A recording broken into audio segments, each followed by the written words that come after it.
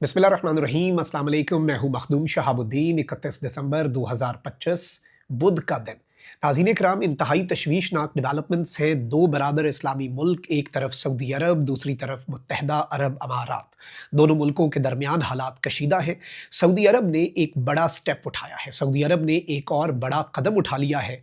और एक जानिब तो मुत्तहदा अरब अमारात यूँ लग रहा है कि इस कशीदगी को कम करने के लिए एक स्टेप पीछे हटने पर राज़ी हो चुका है।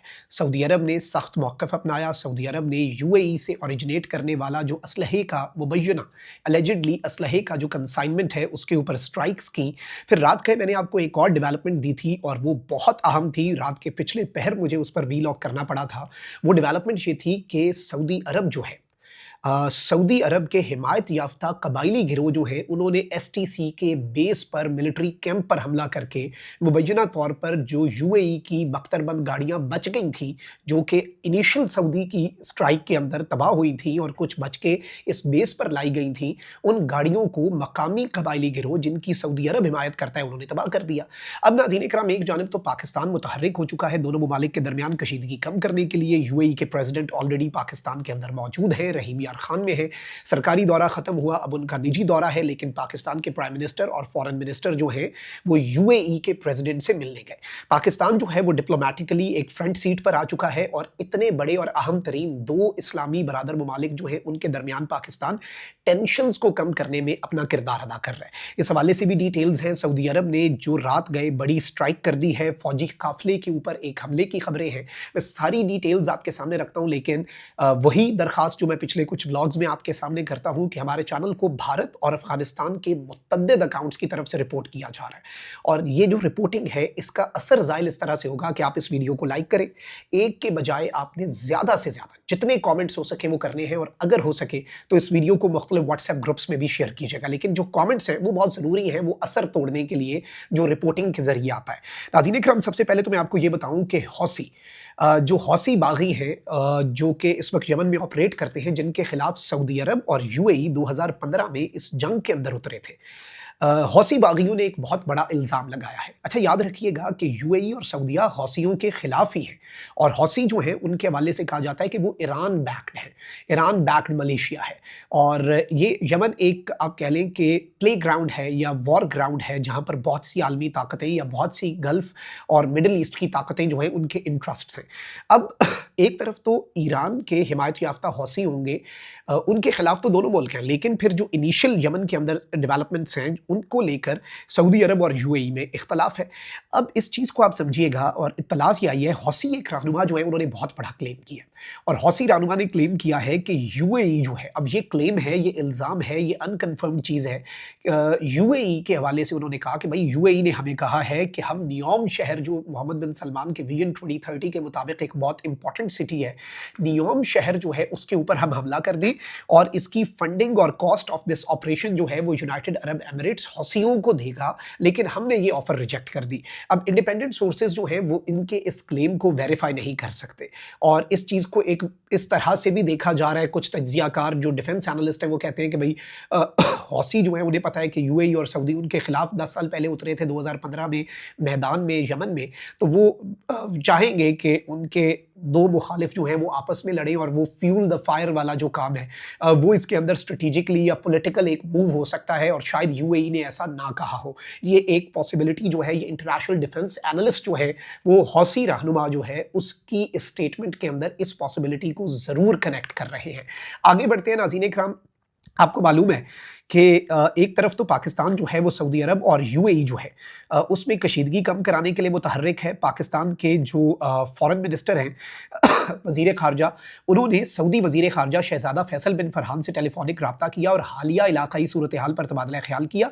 अब ये जो हालिया इलाक़ाई सूरत हाल है ये और क्या है, एलामिया में इतना ही है। उसके बाद वही वज़ीर ख़ारजा वज़ीर आज़म के हमरा यूएई के सदर से मिलते हैं। अच्छा, जो प्रेसिडेंशियल लीडरशिप काउंसिल है, पीएलसी, उसकी हिमायत करता है सऊदी अरब। उसने यूएई को कहा कि 24 घंटे के अंदर हमारा मुल्क छोड़ दो और यूएई की फोर्सेस हमारे मुल्क से निकल जाए। सऊदी अरब ने स्टेटमेंट दी और अपना सारा वजन पीएलसी के पलड़े में डाला कि यूएई, हम उम्मीद करते हैं कि जो प्रेसिडेंशियल लीडरशिप काउंसिल है, जो कि यूएई की, जो कि यमन की आलमी सतह पर तस्लीम शुदा हुकूमत है, उसकी बात मानेंगे और उनकी सरजमीन से 24 घंटे के अंदर इनखला करेंगे। अब ये वो स्टेप था जिसके ऊपर यूएई जो है वो आगे बढ़ सकता था। अब जो ग्रुप्स हैं उनकी अपनी अपनी हिमायत तो शायद सारे मुल्क जो है वो जारी रखें, लेकिन यूएई ने ये करने के बजाय कि यूएई कहे कि हम यहाँ से नहीं निकलेंगे और हम एसटीसी जो है उसकी सदरन साइड के ऊपर जो इलाकों पर कब्जा है उसे गवर्नमेंट तस्लीम करते हैं, यूएई ने ये नहीं किया। यूएई ने, नाज़रीन इकराम, इस सब के अंदर बड़ा स्टेप ये लिया है और मुत्तहिदा अरब अमारात ने यमन से फौज के इनखला का ऐलान किया।